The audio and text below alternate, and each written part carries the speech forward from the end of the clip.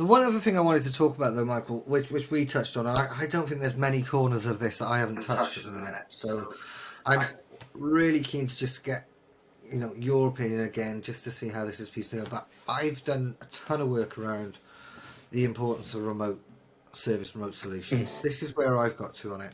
So I'll give you my thesis, and you can tell me where it's wrong. I think the pandemic drove huge mass adoption of remote service out of necessity.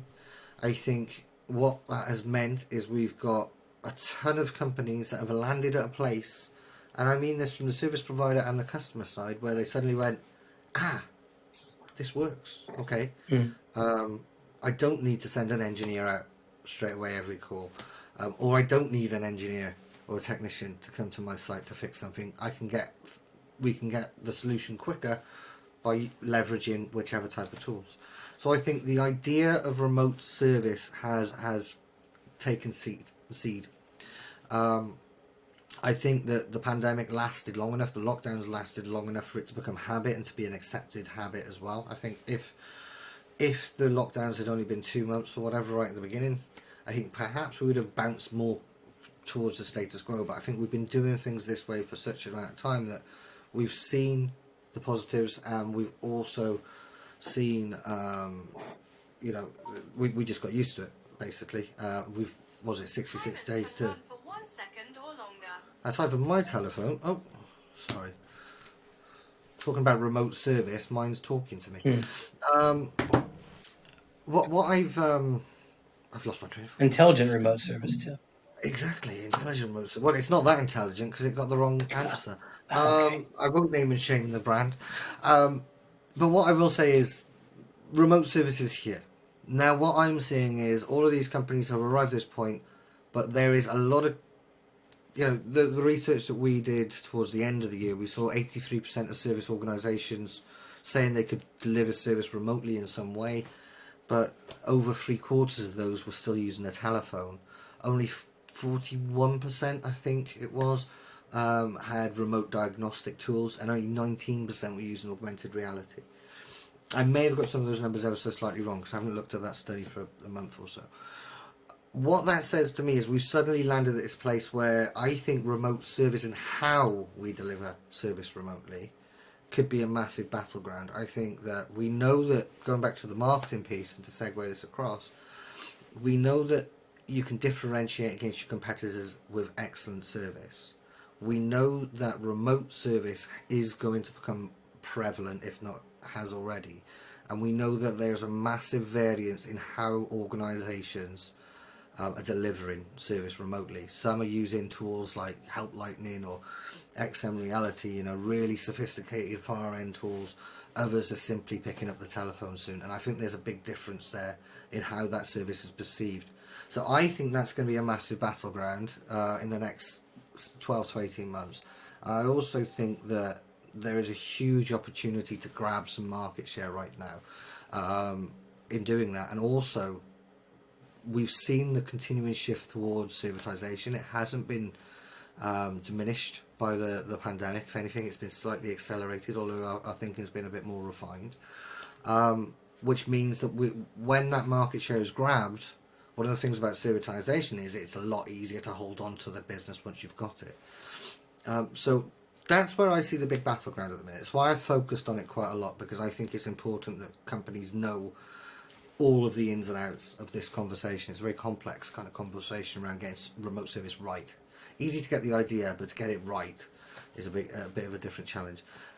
That's my kind of current, that's where I think a lot of companies need to be focusing in terms of digital transformation, in terms of service design and strategy.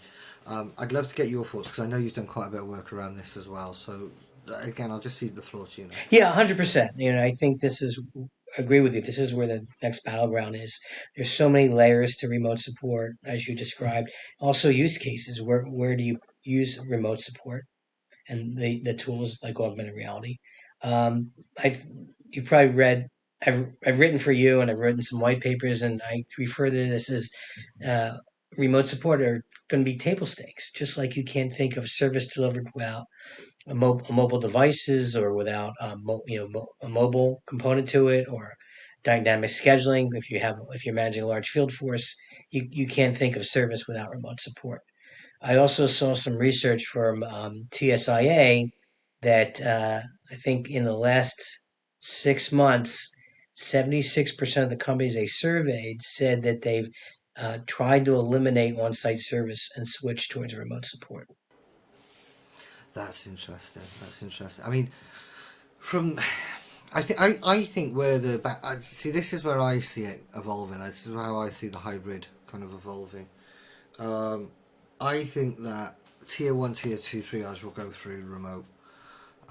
I think AI will have a big role to play. I've seen some really cool technology, some good solutions like that. Quant, amongst others, have to tip my hat to those guys. The work they've done is very impressive. Um, and I think just that improvement of putting the knowledge where it's needed in the triage stage, particularly via the contact center, Oh, is definitely. important. Yeah. I mean, you could avoid I so think, many calls and also be more effective and efficient when you do dispatch if you do proper remote yeah. support. Well, I remember an article. I'm trying to think who wrote this. It may have been Jan van Ven. Um, but somebody recent, I was looking at this recently, and somebody wrote, back about 2016, 2017. I said the goal of remote service is to only ever have to send an engineer as the last resort, and when that engineer is sent, they should be sent essentially with like a 98% chance of getting that first time fix rate, because the triage should be done, the parts should be ordered, we should know everything. All of that can be done by remote, and really it's just you need the hands on site. Mm. But then the flip side of that for me is I think there's a danger. I referenced Tony Chapman earlier. I'm going to reference him again. It's the same conversation I was having with him actually around the importance of the engineer turning up, etc. Turning up smart, van at the front. It's also the subject matter. This is what he explained to me very well. He's eloquent guy, but he's able to speak at my level, which is speaking down for a lot of people. So I always appreciate that. And he was explaining to me, it's the opportunity to have a brand ambassador. We all know that on site with the customer. That's invaluable for the service organisation, but equally for the customer, the opportunity to have a true subject matter expert available and to have their ear for the hour, 2 hours, however long they're on site. That has a huge value. Perhaps linking back to the marketing conversation, that has a huge intrinsic value that's not. It's very hard to quantify. It's very intangible, but there's a massive value having that subject matter expert on site. I personally think that will be that consultancy piece, that subject matter piece. I think that will be where you get your service portfolio, your service agreement will be unlimited or an X amount of remote service calls, remote solution calls. We can weave augmented reality into that. We've got our RPA processes taking out all of that good stuff there. But once a quarter or once a year or once whatever it is, the engineer will go on site and they will do optimization, and they won't just be looking at the couple of assets there. They'll be looking at how those assets sit across a fleet.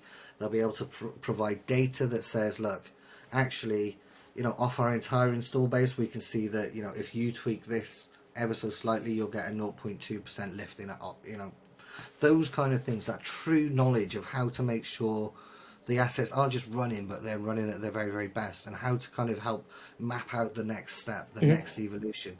I think that's where the role of the service engineer may end up. It could be, or it could be morphed into a new role, like a service Mm. account manager. But Yeah, I like your yeah, I point. think that's Is what I've got in my head. Yeah, I like your point that you're now able to monetize something that Mm. people value and expect to get. But I think at the end of the day, that most people would rather have their service issue resolved quickly, Mm. and if they can do it remotely, they're going to be fine with that. I think the on-site guy has just as much, probably maybe even more value to the company who providing the on-site guy. than the customer. But needless to say that if you do put it into account management role and you're offering these advanced services and professional services, they would value that. Yeah, I see it almost as becoming. It's almost like the audit. Yeah. It's the biannual audit or the annual audit, and it's where the subject matter goes in. And I think it is merging those two roles. It's the account manager with the senior engineer. Yes. But it's Agreed. merging those roles so that somebody can go in and spend time on site. And of course, then, But at I the mean, same this time, is it's moving away from that guy's on site. I'm going to get free consulting. This yeah, is yeah, right, and that's exactly. something we don't want to do either.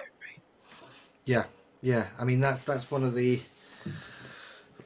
mortal sins of service, which I see done so often, is giving it away. And how many service leaders know have had that argument with their sales, their head of sales? Stop giving service away because it devalues it. But I think that that's where I see that headed. And then that transactional stuff, that quick stuff, that easy, I think that's all remote. That's where I see it going. Yeah, Yeah, yeah. we're aligned on that.